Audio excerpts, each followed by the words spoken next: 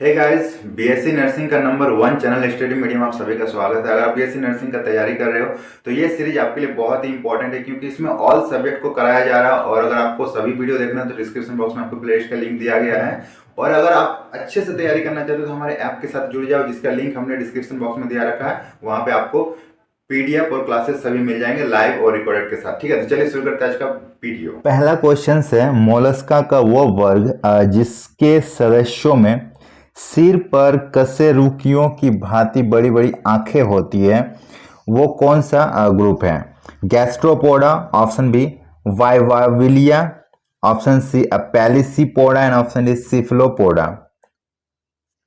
देखो यहाँ पे इस ग्रुप में क्या होता है कि इस तरह सर होते हैं और सर के ऊपर इस तरह से दो आंखें होती है। ठीक है, इस तरह से दो आंखें होती है, या फिर इस तरह से सर होते हैं और इस तरह से आंखें होती है। ओके, तो वो ग्रुप हो जाएगा ऑप्शन डी सिफलोपोडा। सिफलोपोडा, और ये मोलस्का संघ में आते हैं। ठीक है, मोलस्का संघ में ही ये आते हैं। नेक्स्ट क्वेश्चन है, किसी आधार वस्तु से चिपके रहने वाले जंतुओं में प्राय ऑप्शन ए आहार नाल का बाहर खुलने वाला एक ही छिद्र होता है, ऑप्शन बी असम्मति शरीर होता है, ऑप्शन सी अरीय सम्मति शरीर होता है, ऑप्शन डी जलधारा उत्पन्न करने हेतु शरीर पर रोमाभ होते हैं। सो इसका करेक्ट आंसर हो जाएगा ऑप्शन सी अरीय सम्मिति होते हैं। ठीक है, किसी भी आधार में वस्तु पे चिपके रहने वाले जंतुओं में प्राय अरीय सम्मिति होते हैं।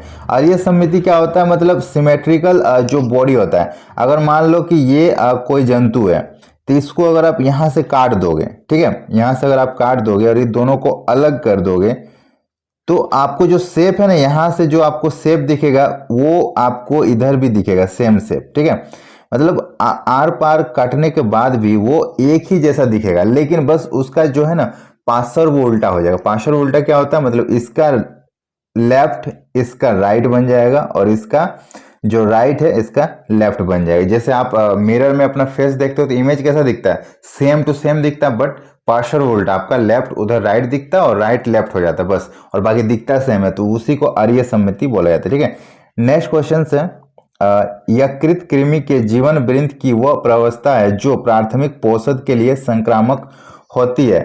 Cysticercus, option B redia, option C sporozoite and option D cercaria. So इसका करेक्ट आंसर हो जाएगा ऑप्शन ए सिस्टिसर्कस। सिस्टिसर्कस यकृत कृमि है जो जीवन वृंत में एक ऐसा स्टेज होता है जिसमें प्राथमिक पोषक के लिए ये सबसे ज्यादा संक्रामक माना जाता है। ओके, नेक्स्ट क्वेश्चन है, शुक्राणु कोशिकाएं उत्पन्न करती है 50 spermatids, option B 100 spermatids, option C 200 spermatids and option D उपरोक्त में से कोई नहीं। तो शुक्राणु कोशिकाएं उत्पन्न करती कितनी? इसका करेक्ट आंसर हो जाएगा ऑप्शन सी 200 स्पर्मेटिड्स। ये क्वेश्चन वेरी इंपॉर्टेंट है, एग्जाम में आने के फुल चांसेस है। ठीक है, शुक्राणु कोशिकाओं में 200 स्पर्मेटिड्स उत्पन्न होते हैं। नेक्स्ट क्वेश्चन है, इनमें से कौन कायांतरण का उत्तम उदाहरण है? ऑप्शन ए मनुष्य में पूंछ का अनुत्तरिक रूप में हार्श, ऑप्शन बी अंडे से कैटरपिलर और फिर तितली का बन जाना, ऑप्शन सी छिपकलियों में टूटी पूंछ की पुनरावृत्ति एंड ऑप्शन डी मेढक में नेत्र का विकास। तो इसमें से कौन कायांतरण का सबसे उत्तम उदाहरण होगा? तो इसका करेक्ट आंसर हो जाएगा ऑप्शन सी छिपकलियों की टूटी पूंछ में पुनः उत्पत्ति जो होती है उसको कायांतरण के सबसे एग्जाम्पल माना जाता है। ठीक है, यहाँ पे क्या होता है, ये किस प्रोसेस से होती है? तो ये पुनर्जनन, ठीक है, पुनरुद्भवन, पुनरुद्भवन प्रोसेस से ये होती है। और पुनरुद्भवन प्रोसेस में क्या होता है? सेल डिवीजन होता है। ठीक है, कोशिका विभाजन होती है, कोशिका विभाजन होती है और बहुत ज्यादा कोशिका विभाजन होती है, और इसलिए बहुत जल्दी वो अपने जैसे अंग को फिर से पुनः वो उत्पत्ति कर सकता है। ठीक है, तो कोशिका विभाजन से ये पुनरुद्भवन होती है। नेक्स्ट क्वेश्चन है, फीता कृमि जिसको टेप वर्म से जाना जाता है उसमें आहार नाल कैसा होता है? अधिक विकसित, कम विकसित, निष्क्रिय या फिर अनुपस्थित? तो फीता कृमि अगर आप देखोगे, फीता कृमि जितने भी टेप वर्म होते हैं उसमें आहार नाल नहीं पाया जाता है, ठीक है, आहार नाल नहीं पाया जाता है। अब आहार नाल अगर नहीं पाया जाएगा तो भोजन का इसके शरीर में जाके और पूरी तरह पाचन का जो प्रोसेस होगा, पाचन का प्रोसेस वो किस प्रकार होगा, ये तो सारा काम आहार नाल में होता है। अगर आहार नाल ही नहीं रहेगा तो ये जो भोजन है ना उनके शरीर में जाता है किसके थ्रू, परासरण के थ्रू, परासरण, परासरण के थ्रू भोजन अंदर जाती है और प्लाज्मा में घुलित अवस्था में इसका पाचन होता है और संवहन भी होता है, ठीक है। तो प्लाज्मा में घुल के भोजन का पाचन होगा परासरण द्वारा, ये भोजन पाचन क्रिया तक पहुंचती है, ठीक है। तो यहाँ पे आहार नाल का कोई आवश्यकता नहीं पड़ती है। नेक्स्ट क्वेश्चन से, सभी कृमि होते हैं। ऑप्शन ए असम्मिति, ऑप्शन बी अरीय सम्मिति, ऑप्शन सी द्विस्तरीय एंड ऑप्शन डी त्रिस्तरीय। तो जितने भी कृमि होते सभी त्रिस्तरीय होते हैं, ठीक है। जितने भी कृमि आपको दिखेंगे सारे के सारे त्रिस्तरीय होते हैं। नेक्स्ट क्वेश्चन से, मेटामॉर्फोसिस किसमें नहीं होता है। Option A polychaeta, option B oligochaeta जिसको केंचुआ के अंतर्गत बोला जाता है, and option C cnidaria, and option इन सब में। तो इसका करेक्ट आंसर हो जाएगा इन सब में, ठीक है। मेटामॉर्फोसिस नहीं पाया जाता, पॉलीकीटा में भी नहीं पाया जाता, ओलिगोकीटा में नहीं पाया जाता, निडेरिया में नहीं पाया जाता, ये सब फाइलम है, ठीक है। और ये किसी भी फाइलम में आपको मेटामॉर्फोसिस नहीं देखने को मिलेगा। नेक्स्ट क्वेश्चन से, कशेरुकाओं की आंत के फीता कृमि अपना पोषण करते हैं चूसकों द्वारा खाद्य कणों के अंतःग्रहण से, ऑप्शन बी हुकों द्वारा पोषण की आंतरिक दीवार को खुरच खुरच कर, ऑप्शन सी स्वयं अपने शरीर में पोषक पदार्थों के संश्लेषण द्वारा, एंड ऑप्शन डी अपनी त्वचा से तरल पदार्थ के अवशोषण द्वारा। सो इसका करेक्ट आंसर हो जाएगा ऑप्शन डी अपनी त्वचा से तरल पदार्थों के अवशोषण द्वारा, ठीक है। कशेरुकाओं की आंत के जो फीता कृमि होते हैं वो अपना पोषण करते हैं अपनी त्वचा से तरल पदार्थों के अवशोषण करके, ओके। नेक्स्ट क्वेश्चन से, इनमें से कौन सिलेंट्रेट है। ऑप्शन ए समुद्री एनिमोन, ऑप्शन बी समुद्री खीरा, ऑप्शन सी समुद्री गाय, एंड ऑप्शन डी समुद्री अश्व। यहाँ पे आप देख रहे हो समुद्री एनिमोन, समुद्री खीरा, समुद्री गाय और समुद्री अश्व। यहाँ पे न तो गाय है, न ही अश्व है, न ही खीरा है, ये सभी एक जीव है, ठीक है, एक जीव है, एक फाइलम के अंतर्गत आते हैं। और यहाँ पे आपको बोलना है कि सिलेंट्रेट में कौन आता है, तो सिलेंट्रेट में आएगा समुद्री एनिमोन, ठीक है। समुद्री एनिमोन सिलेंट्रेट फाइलम के अंतर्गत आता है। और ये सभी जो है ना कार्डेटा जो होती है सेमी हेमिकार्डेटा के अंतर्गत ये आपको देखने को मिलेगा। तो यहाँ पे जितने भी है ये नाम इनका पड़ा है गाय, अश्व, खीरा, बट होते हैं ये अति सूक्ष्म जीव होते हैं, ठीक है, ये गाय नहीं है। नेक्स्ट क्वेश्चन से, मछलियों के हृदय की विशेषता क्या है। ऑप्शन है इसमें केवल शुद्ध रक्त होता है, ऑप्शन बी इसमें दोनों प्रकार का रक्त होता है, ऑप्शन सी इसमें केवल अशुद्ध रक्त होता है, ऑप्शन डी इसमें रक्त होता ही नहीं है। तो मछली के हृदय की विशेषता क्या है, तो मछली के हृदय की विशेषता यह है कि इसमें केवल अशुद्ध रक्त होता है, ठीक है। मछली के हृदय में शुद्ध रक्त नहीं पाया जाता, जैसे हमारे हृदय में शुद्ध रक्त पाया जाएगा तो मछली के हृदय में क्या होगा, अशुद्ध रक्त पाया ही नहीं जाता। अशुद्ध रक्त, अशुद्ध रक्त मीन्स क्या होता है कि जो CO2 के साथ मिक्स हो, जिसको शरीर से बाहर निकाला जाना चाहिए, वो गैस अगर ब्लड के साथ मिला हुआ हो तो उसे अशुद्ध रक्त बोला जाएगा, ठीक है। और ये अशुद्ध रक्त मछलियों में पाया जाएगा। क्यों, इसका रीजन ये है कि हमारे हृदय की जो चैम्बर है वो 4 चैम्बर होती है, लेकिन मछली में 4 चैम्बर नहीं होते। अब 4 चैम्बर है तो यहाँ पे सेपरेट बनाया जाता है कि ये आपका अशुद्ध रक्त के लिए, आपका शुद्ध रक्त के लिए, यहाँ से ये फ्लो करेगा, यहाँ से ये फ्लो करेगा। लेकिन मछलियों में ऐसा 4 चैम्बर होता नहीं है, इसलिए यहाँ पे सारे के सारे अशुद्ध रक्त ही होते हैं, ठीक है। नेक्स्ट क्वेश्चन से, वास्तविक देह गुहा डैश में फटने से विकसित होती है। ऑप्शन है mesoderm, option B endoderm, option C ectoderm, and option D ectomesoderm के बीच। सो इसका करेक्ट आंसर हो जाएगा ऑप्शन है मेसोडर्म। मेसोडर्म के फटने से ही वास्तविक देह गुहा जो होती है उसका विकास होता है। जो शरीर का जो देह गुहा होती है वो मेसोडर्म के फटने से विकास होता है। ये क्या होती है, भ्रूणीय लेयर होती है, ठीक है। ये तीनों ही एक्चुअली भ्रूणीय लेयर होती है। जब भ्रूण का विकास होता है तो उस टाइम 3 लेयर बनते हैं, ठीक है।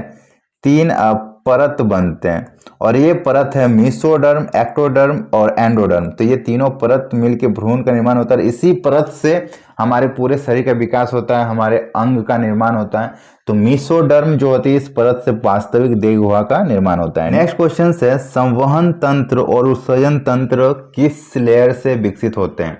एंडोडर्म, मेसोडर्म, एक्टोडर्म या फिर किसी से भी नहीं।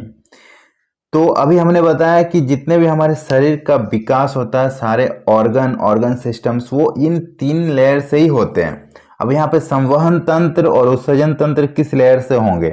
तो इसका करेक्ट आंसर हो जाएगा ऑप्शन बी, मेसोडर्म। मेसोडर्म से ही ये दोनों तंत्र का निर्माण होता है। ओके, नेक्स्ट क्वेश्चन है जनद भ्रूणिक डैश से उत्पन्न होते हैं? मेसोडर्म से, एंडोडर्म से, एक्टोडर्म से या फिर मेसोडर्म एवं एंडोडर्म दोनों से। सो इसका करेक्ट आंसर हो जाएगा ऑप्शन ए, मेसोडर्म से। जो जनद भ्रूणिक होती है, जिसको लेयर बोला जा रहा है, उस मेसोडर्म से ही ये उत्पन्न होता है। ठीक है, नेक्स्ट क्वेश्चन पर बढ़ते हैं और नेक्स्ट क्वेश्चन है भ्रूणिक मूत्राशय से उत्पन्न होता है।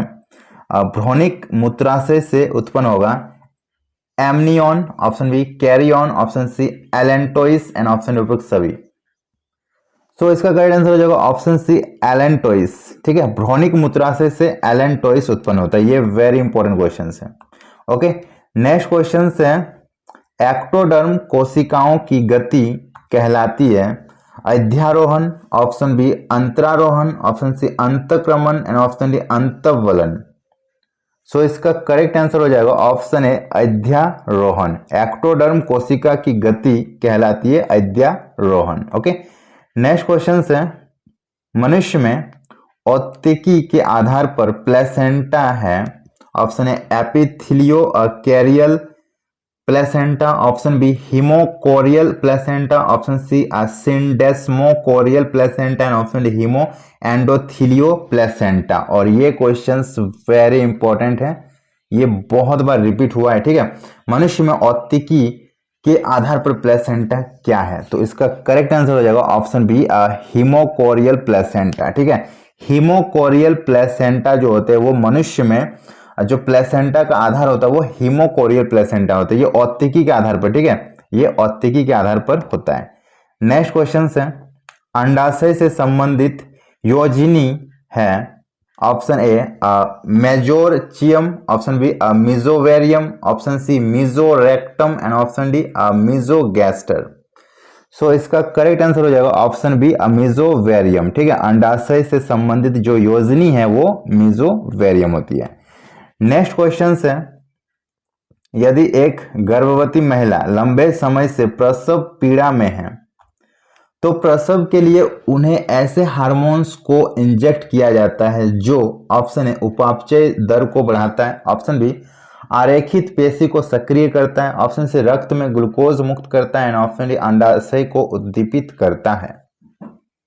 तो इसका करेक्ट आंसर हो जाएगा ऑप्शन बी, आरेखित पेशियों को सक्रिय करता है। जब लेबर पेन स्टार्ट होता है और उस टाइम आप देखना कि बहुत सारे इंजेक्शन दिया जाता है। प्रसव पीड़ा में जब होती है तब जस्ट डिलीवरी से जस्ट पहले बहुत सारे इंजेक्शन दिया जाता है।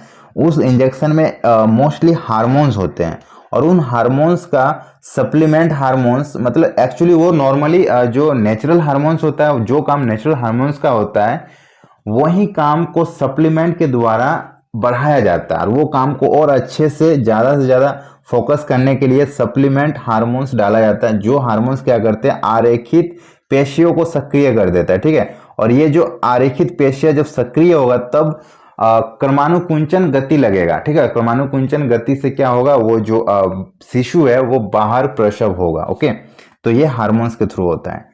नेक्स्ट क्वेश्चन से विदलन के दौरान भ्रूण के आयतन में क्या परिवर्तन होता है? कोई वृद्धि नहीं होता है, ऑप्शन बी वृद्धि होती है, ऑप्शन सी कमी होती है, ऑप्शन डी स्थिरता बनी रहती है। तो विदलन जब होती है उस टाइम भ्रूण के आयतन में कोई भी चेंजेस देखने को नहीं मिलता। ठीक है, विदलन के दौरान भ्रूण के आयतन में कोई भी परिवर्तन नहीं होता है। ओके, वीडियो अगर पसंद है तो लाइक कीजिएगा, सभी के साथ शेयर कीजिएगा और चैनल को सब्सक्राइब जरूर कीजिएगा। और तैयारी को अच्छे से करना है तो हमारे ऐप के साथ जुड़ जाइए, वहां पे आपको पेड कोर्स मिल जाएंगे बहुत ही सस्ते में वो। और अगर पीडीएफ डाउनलोड करना है तो वो भी आपको ऐप में ही मिलेगा। बहुत ही शानदार 8000 क्वेश्चंस का पीडीएफ है, अगर वो भी पढ़ लेते हो तो एक भी क्वेश्चन नहीं छूटेगा, जिसका लिंक हमने डिस्क्रिप्शन बॉक्स में दे रखा है। और ये मिलते हैं नेक्स्ट वीडियो में, तब तक के लिए बाय बाय।